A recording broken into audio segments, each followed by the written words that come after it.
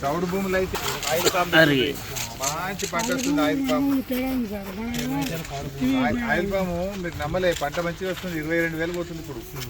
మన సిద్దిపేటనే పెట్టిరు, చిన్నకోడు నంగనూరు బ్రహ్మాండంగా వస్తుంది ఆయిల్ పాము. ఇంకా కూడా అటు ఇటు పెట్టాను పంట పంట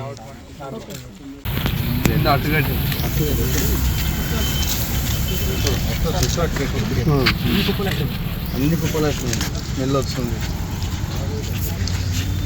మళ్ళీ మొత్తం వేడి నాల వరకు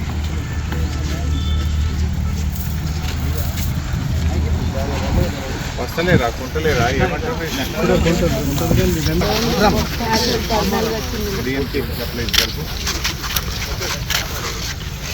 కొంచెం ఇట్లా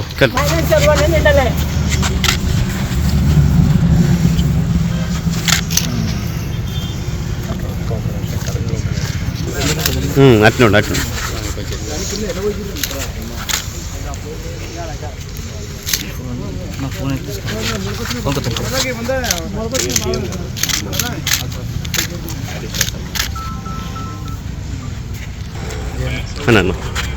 నేను ఇప్పుడు ఇరుకోడు గ్రామంలో ఉన్న సిద్దిపేట రూరల్ మండలము ఆల్మోస్ట్ అన్ని కుప్పలు ఇట్లా చేయి పెట్టి తీస్తే ప్రతి కుప్పలో మొత్తం మొలకలు వచ్చినాయి. నీకు ఆ ఫోటోలు పంపుతా చూడు.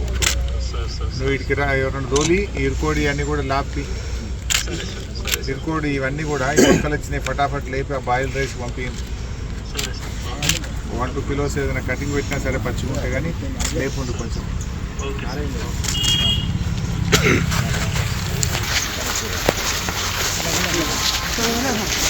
మళ్ళీ ఎండబోతుందా?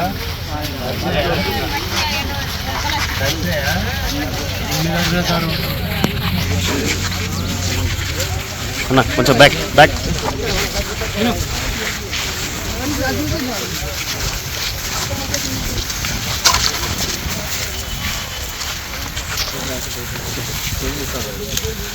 ఏం పేరే? ఎప్పుడు తెచ్చినావు వడ్లు? 5 రోజులు అయిందా? ఎప్పుడు పడ్డది వాన? మొన్న నిన్న 2 రోజులు పడ్డది. అంటే మొలకొచ్చినాయి అంటారు. తొందర లావడితే ఇంత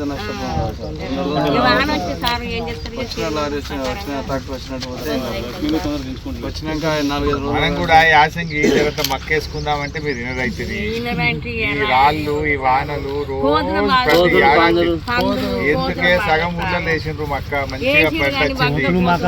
వానకాలము కోసిన కయ్యలలోనే వాటికి దున్నకుండానే అలా ఇక్కన పెడితే మంచిగా వస్తున్నాయి. బుస్సాపూర్ లేలేదా మీ పక్క పూట?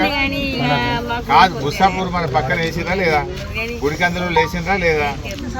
మనం కూడా జర ఆలోచన చేయాలి తల్లి. నష్టం బాగా అవుతుంది, మాకు బాధ అవుతుంది మిమ్మల్ని చూస్తే. ఈ వానలు ప్రతిసారి రాళ్ళు పడుడు, వానలు పడుడు, పంట ఖరాబ్ అవుడు. కాంగ్రెస్ ప్రభుత్వం వడ్ల కొనుగోలు విషయంలో పూర్తిగా విఫలమైపోయింది. రేవంత్ రెడ్డి మాటలు కోటలు దాటుతున్నాయి కానీ చేతలు గడప దాటని పరిస్థితి ఉంది. హైదరాబాద్లో కూర్చొని అందాల పోటీల మీద రోజు రివ్యూ చేస్తూ ఉన్నాడు రేవంత్ రెడ్డి. కానీ అకాల వర్షాల వల్ల కళ్ళాల్లో వడ్లు మొలకలెత్తుతూ ఉన్నాయి.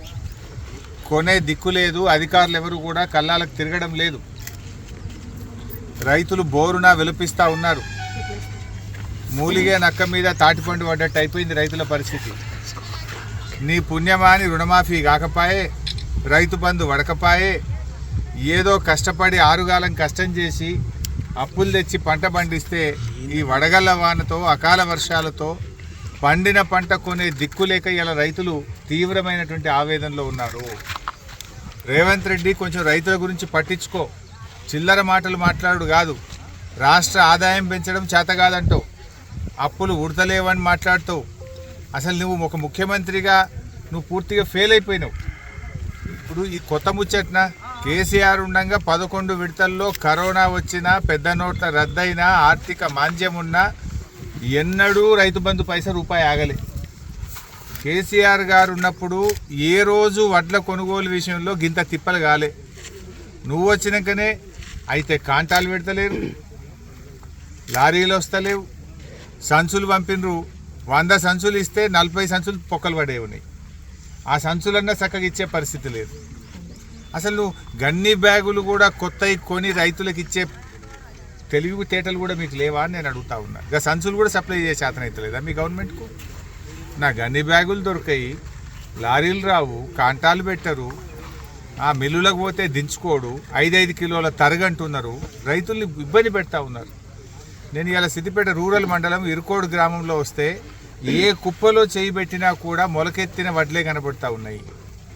హైదరాబాద్లో కూర్చొని ఉత్తమ్ కుమార్ రెడ్డి ఏమో మేము కొంటున్నాం అని ఏడగొంటున్నాం, మరి మొలకలెత్తి ఈరోజు వడ్లు నల్లబడిపోతున్నాయి. ఇప్పుడు వర్షం పడంగానే వెంటనే ఎత్తి రైస్ మిల్లులకు అలాట్మెంట్ ఇచ్చి బాయిల్డ్ రైస్ చేసుకోవచ్చు కదా. రెవెన్యూ వ్యవస్థ ఏం చేస్తున్నారు? కలెక్టర్లు, ఆర్డీఓలు, ఎంఆర్ఓలు, DM civil supplies, agriculture department ఏం చేస్తుంది అని నేను అడుగుతా ఉన్నా. ఆ రోజు కేసీఆర్ గారు ప్రభుత్వం ఉన్నప్పుడు ఏమైనా వాన పడితే ఎంఆర్ఓలు పోయి సెంటర్లలో కూర్చొని ఆర్ఐఓ కాడ, డిటిఓ కాడ, ఎంఆర్ఓ కాడ కూర్చొని ఆర్డీఓలు తిరుక్కుంటా మిల్లులకు వెంటనే దించిపిచ్చి రైతుల్ని కాపాడుకునే ప్రయత్నం చేసినాం.